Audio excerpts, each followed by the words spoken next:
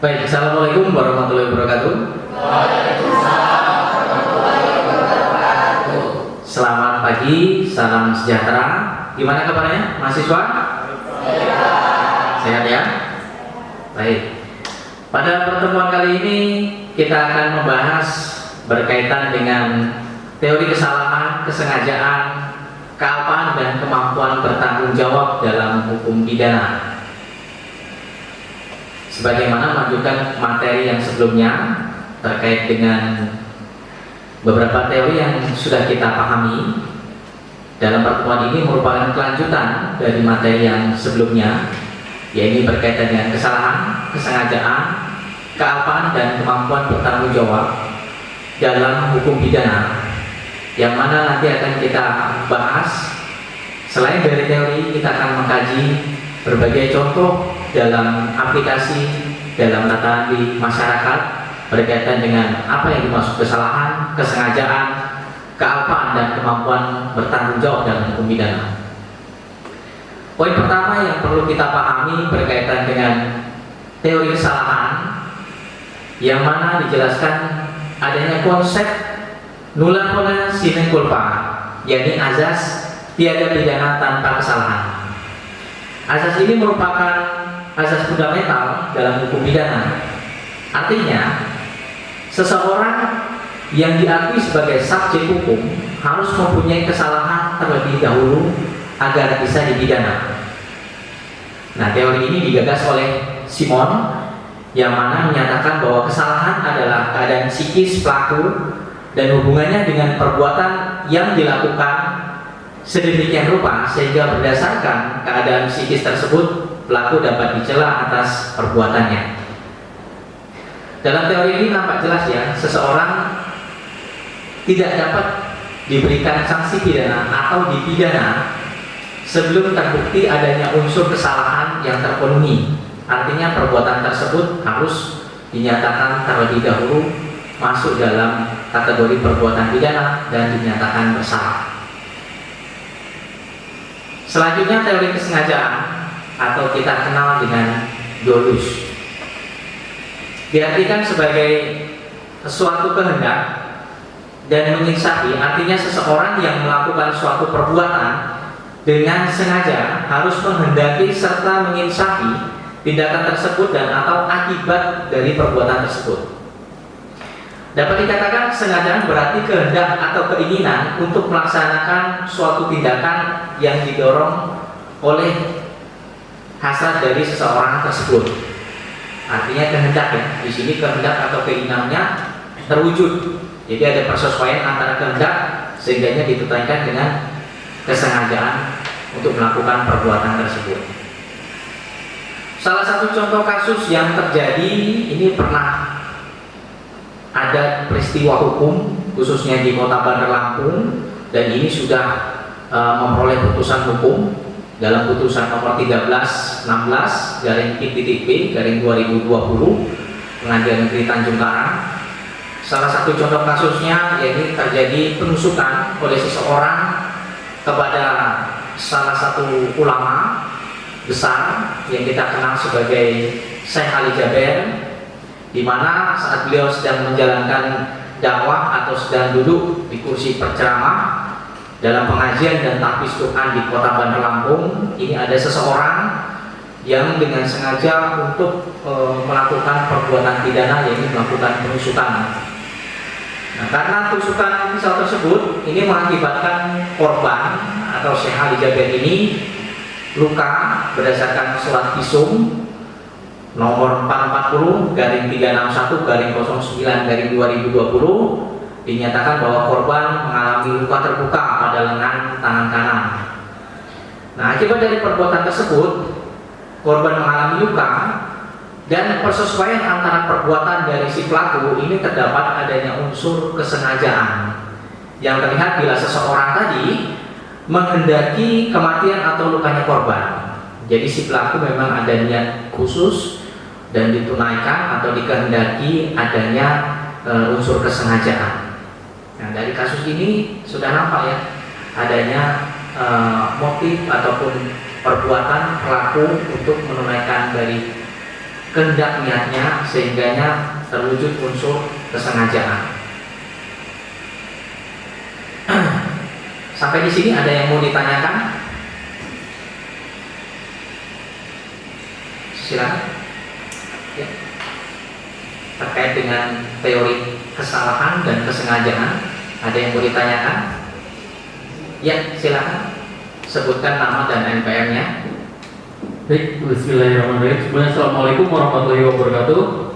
Waalaikumsalam warahmatullahi wabarakatuh. Perkenalkan, nama saya Darvin, NPM 19517005. Di sini kan tadi sedikit Bapak menjelaskan terkait contoh kasus dari kesengajaan itu tindak pidana penganiayaan yang terjadi pada saksi korban itu pada Syekh Ali Jaber, Pak. Yeah. Nah, di situ kan sudah tadi dijelaskan ada suatu unsur kesengajaan ya, Pak ya. Betul. Nah, yang ingin Darvin tanyakan dari terdakwa ini terdapat pada bagian mananya, Pak? Dari unsur kesengajaan itu terlihat nampaknya di bagian mananya, Pak? Baik, ya. Terima kasih. Oke, terima kasih. Pertanyaannya bagus sekali berkaitan dengan apa sih sebetulnya kesengajaan itu nampak dari mananya dari pelaku. Jadi sebagaimana teori yang tadi kita lihat bahwa kesengajaan ini diartikan sebagai kehendak atau kemauan dari seorang ini untuk melakukan sesuatu tindakan tapi dengan ditunaikan dengan sebuah kesengajaan. Dari contoh kasus yang kita lihat, penusukan terhadap korban Syekh Ali Jaber ini nampak unsur terpenuhinya niatnya. Jadi niatnya terpenuhi, kehendak dari si pelaku ini sudah ditunaikan dalam perbuatannya. Jadi keinginan dari si pelaku ini menghendaki si korban ini mengalami luka. Nah, ini nampak. Kecuali memang korbannya kok tidak luka. Nah, ini kategorinya lain ya, bisa masuk dalam kategori percobaan atau pembunuhan. Tapi di dalam hal ini unsur kesengajaannya nampak. Keinginan dari si pelaku adalah agar korban mengalami luka. Nah, berdasarkan hasil surat visum itu nampak bahwa korban mengalami luka terbuka pada lengan tangan kanan. Nah, ini memang sudah ditunaikan. Kesengajaan ini sudah terbukti. Jadi kehendak itu seperti apa? Kehendak itu sudah terwujud dari unsur kesengajaan itu terbukti, keinginan yang diinginkan oleh seorang pelaku ini terwujud. Nah, itulah bentuk kesengajaannya. Bagaimana? Saudara Darwin, sudah paham? Baik. Yang lain? Kita lanjutkan ya materinya. Baik, selanjutnya terkait dengan teori kealpaan atau kita kenal sebagai kulpa. Nah, ini menurut pendapat ahli, kealpaan atau kulpa ini disamakan dengan kelalaian dan kekurang hati-hatian, yaitu suatu macam kesalahan pelaku tindak pidana yang tidak seberat kesengajaan yang disebabkan dari kurang kehati-hatian sehingga akibatnya tidak disengaja terjadi. Nah, ini perlu digarisbawahi ya, antara kesengajaan dengan kelalaian ini harus dipahami secara harfiahnya, karena menitikberatkan di dalam unsur kealpaan atau kelalaian ini adalah bukan murni kesengajaan, tapi karena ketidakhati-hatiannya. Ada contoh kasusnya ya. Salah satu contoh kasus misalnya dalam perkara kecelakaan lalu lintas. Nah, ini terjadi juga di Kota Bandar Lampung dalam putusan perkara yang sudah inkrah, putusan nomor 482/2002/Pengadilan Negeri Tanjung Karang. Nah, ini dalam kasus ini ada seorang supir truk ya, supir truk mengemudikan kendaraannya terdakwa atas nama Zulfikar bin Junaidi. Dalam putusan inkrahnya ini mengendari mobil truk Fuso tersebut mengalami kecelakaan, lalai. Lalainya karena kenapa di sini? Jadi memang bukan murni kesalahan dari supir ini, tapi memang karena situasional dalam peristiwa kecelakaan tersebut. Dalam kasus ini adanya jarak pandang terbatas, kemudian cuaca buruk. Nah, kemudian melintas di situ ada seorang korban bernama Ferdi Muhidi menggunakan sepeda motor roda 2 sehingga karena jarak pandang terbatas menyebabkan peristiwa kecelakaan. Sehingga dalam proses hukum terdakwa Zulfikar bin Junaidi dinyatakan bersalah memenuhi unsur pidana karena kelalaian. Pengadilan Negeri Tanjung Karang selaku pengadilan yang berwenang untuk mengadili menjatuhkan pidana terhadap terdakwa dengan pidana penjara selama 3 tahun. Nah, di sini nampaknya adanya unsur di sini kekurangan hati-hatiannya bagi si pelaku ini atau terdakwa ini, berbeda dengan memang unsur kesengajaannya. Kalau kesengajaannya tadi kehendaknya memang berniat dan harus ditunaikan dengan sebuah perbuatan kesengajaan ini, kehendaknya harus tercapai. Tetapi dalam peristiwa kelalaian ini sangat berbeda konteksnya, karena kelalaian ini ketidakhati-hatiannya dari si pelaku menyebabkan korban, atau menyebabkan dalam kasus ini menyebabkan matinya korban. Oke, dari contoh ini ada yang mau ditanyakan lagi? Ya, silakan.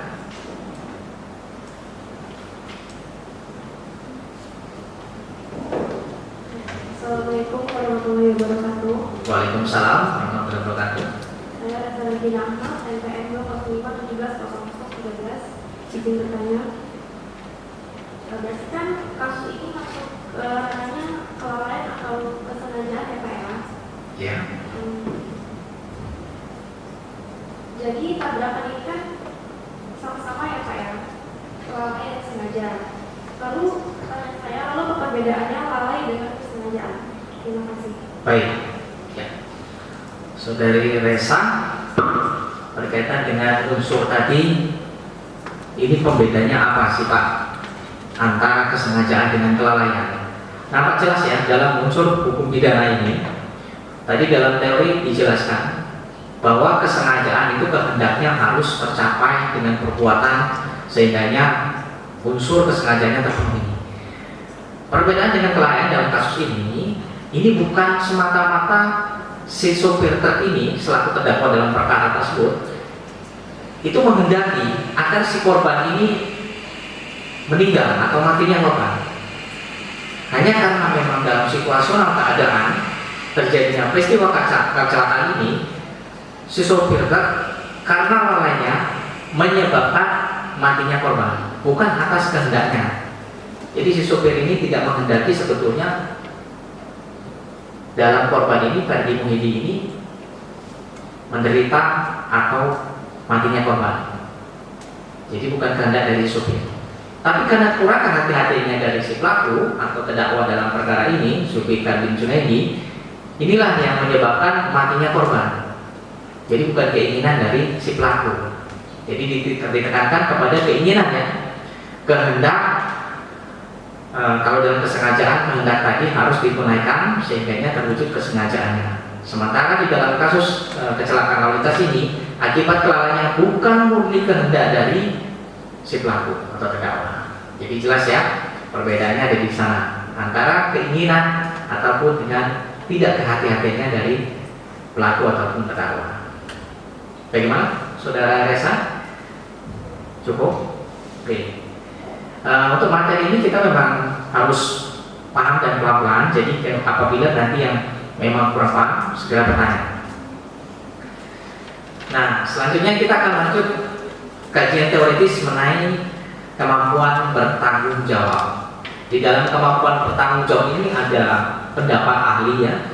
Yang pertama menurut Van Hemel yang menyatakan bahwa apa yang disebut dengan kemampuan bertanggung jawab ini, yakni mampu untuk mengerti nilai-nilai akibat perbuatannya sendiri. Kemudian mampu untuk menyadari bahwa perbuatannya itu menurut pandangan masyarakat tidak diperbolehkan. Kemudian yang ketiga, mampu untuk menentukan kehendaknya atas perbuatan-perbuatannya itu. Jadi menurut teori pendapat ahli Van Hemel ada 3 sub pokok poin terkait dengan kemampuan bertanggung jawab. Selanjutnya menurut pendapat ahli oleh Simon, apa yang dimaksud dengan kemampuan bertanggung jawab? Kemampuan bertanggung jawab di sini adalah keadaan psikis sedemikian yang membenarkan adanya penerapan suatu upaya pemidanaan, baik dilihat dari sudut umum maupun dari orangnya. Nah, 2 pendapat ahli ini yang sering digunakan dalam menganalisis setiap peristiwa hukum, setiap peristiwa pidana, sehingga seseorang itu bisa dinyatakan mampu bertanggung jawabnya atau tidak. Dalam 2 contoh kasus tadi sudah kita jelaskan ya. Yang pertama, kasus terkait dengan penusukan ulama Syekh Ali Jaber adanya kemampuan yang bertanggung jawab dari seseorang pelaku sehingga dijatuhi putusan pidana dan telah memperoleh kekuatan hukum tetap. Kemudian contoh kasus yang kedua tadi terkait dengan kealpaan atau kelalaian. Dalam hal ini juga pelaku atau seseorang tadi mampu dikategorikan sebagai bertanggung jawab sehingga dapat dilakukan pemindahan pada yang bersangkutan. Ini ada contoh kasus yang menarik terkait dengan kemampuan bertanggung jawab. Apakah iya semua orang yang melakukan perbuatan pidana bisa dijatuhi pidana atau diberikan sanksi pidana? Salah satu contoh kasusnya, ini bisa dilihat ya di dalam slide. Ini dalam kasus ini, dalam putusan Pengadilan Negeri Cianjur nomor 144/PB/2014 Pengadilan Negeri Cianjur, ada salah satu contoh kasus yang menarik ini. Jadi pembunuhan, kasus pembunuhan disertai mutilasi. Yaitu terdakwa atas nama Pupun bin Sanusi ini melakukan tindak pidana pembunuhan serta memutilasi korban bernama Nyonya Ainih binti Komar, yang mana di sini adalah ibu kandungnya sendiri. Nah, dalam perkara ini jaksa penuntut umum menghadirkan 3 orang saksi ahli kejiwaan. Jadi saksi ahli, karena dalam hukum acara pidana ya, sebagai pelaksana dari hukum pidana kita ini ada beberapa alat bukti yang harus dihadirkan dalam proses persidangan. Salah satunya ahli. Diundanglah 3 orang ahli kejiwaan yang dalam pemeriksaannya menyatakan terdakwa mengalami gangguan psikotik. Apa diagnosanya? Terdakwa mengalami gangguan skizofrenia, jadi jenis paranoid. Dan ini hanya ditemukan saat proses pemeriksaan di pengadilan, saat proses penyidikan sampai dengan pra penuntutan yang bersangkutan ini masih normal. Namun secara mendalam dalam proses pemeriksaan di pengadilan dihadirkan dengan 3 saksi ahli tersebut bahwa terdakwa menyatakan bahwa terdakwa ini terbukti secara sah meyakinkan bersalah memang melakukan tindak pidana pembunuhan. Tetapi ada aspek lain. Apakah terdakwa ini bisa dimintakan pertanggungjawaban pidananya? Ternyata majelis hakim melepaskan terdakwa dalam perkara tersebut. Kenapa? Karena terbukti hasil dari keterangan 3 ahli tersebut, terdakwa ini memang mengalami gangguan psikotik, sehingga majelis hakim ini melalui jaksa eksekutor diperintahkan untuk menempatkan terdakwa pada rumah sakit jiwa daerah setempat dan menjalani perawatan selama 3 bulan. Sehingga dapat dipahami bahwa terdakwa hanya dijatuhi sanksi tindakan. Secara unsur material dalam hukum pidana kita nampak jelas ya, pasal 338 ataupun di sini kalau dalam kasus ini terkait dengan pembunuhan dan mutilasi ini terpenuhi. Menghilangkan nyawanya seseorang itu sangat jelas ya, dengan unsur kesengajaan menghilangkan nyawa seseorang maka dapat dipidana atas perbuatan tindak pidana pembunuhan. Namun dalam proses pengadilan kategori kemampuan seseorang bertanggung jawab di sini akan gugurnya karena terdakwa ini mengalami gangguan psikotik. Jadi tidak semuanya seseorang ini dinyatakan bisa mampu bertanggung jawab. Ya, dalam contoh kasus yang demikian.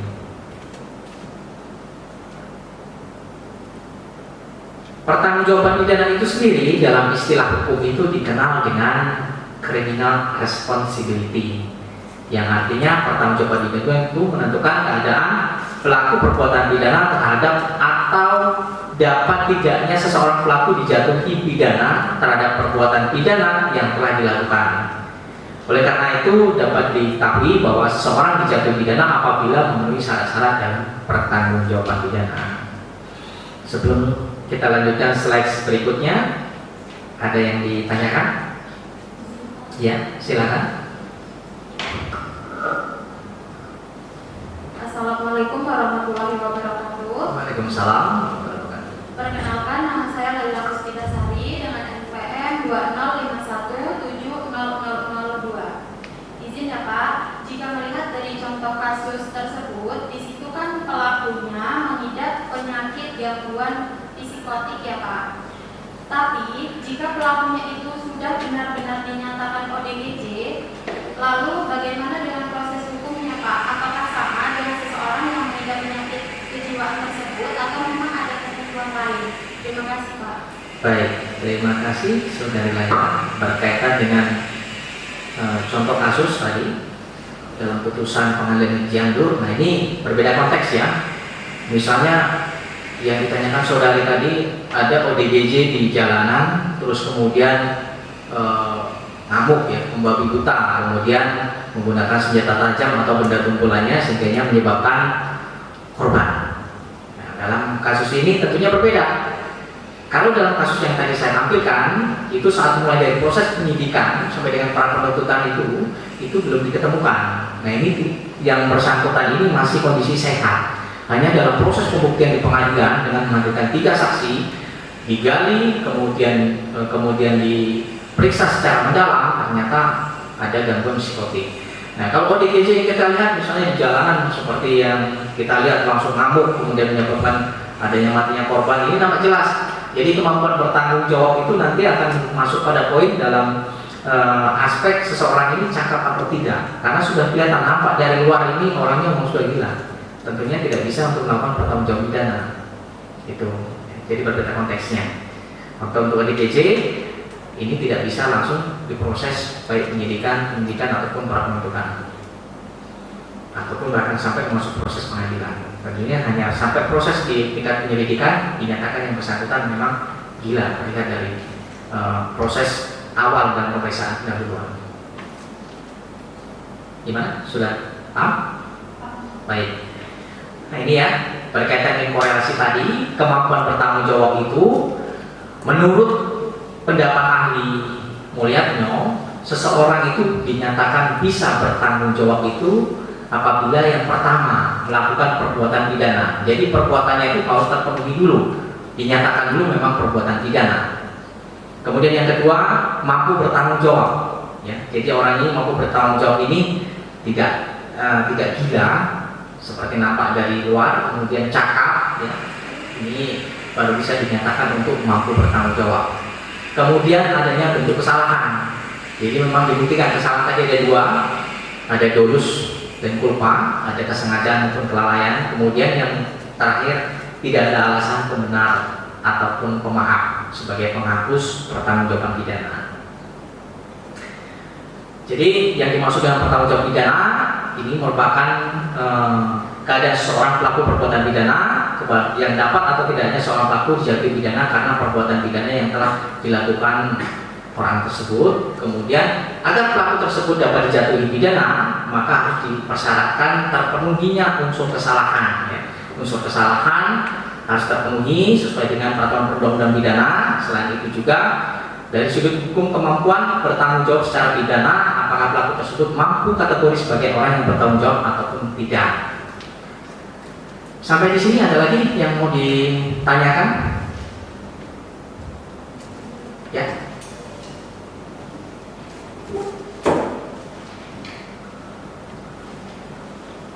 Assalamualaikum warahmatullahi wabarakatuh. Waalaikumsalam warahmatullahi wabarakatuh. Perkenalkan, nama saya Selvi Anggraini, MPM 2517407. Ini kan ada sengaja menghilangkan nyawa seseorang ya Pak? Iya. Nah, pertanyaan saya, apakah regu penembak itu bisa dihukum atau tidak Pak? Kalau dilihat dari kemampuan pertanggungjawabannya.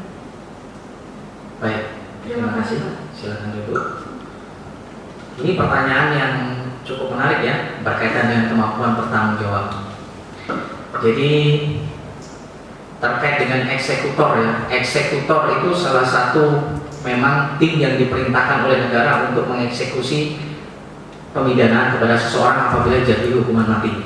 Salah satu contohnya adalah kasus terorisme ya. Nah, kasus terorisme ini terpidananya ada yang dijatuhi hukuman mati. Siapa yang melakukan eksekutor?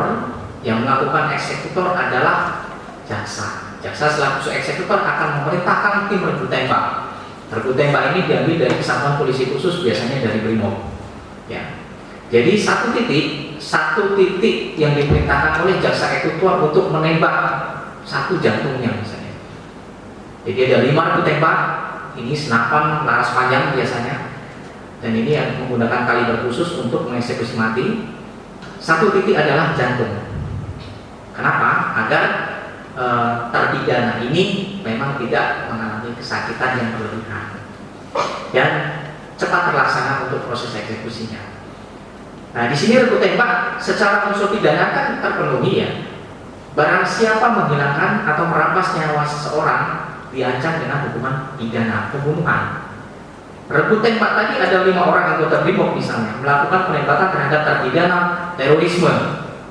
Ini kan merampas nyawa seseorang. Siapa yang memerintahkan jaksa eksekutor? Apakah bisa dipidana? Nah, ini pengecualian.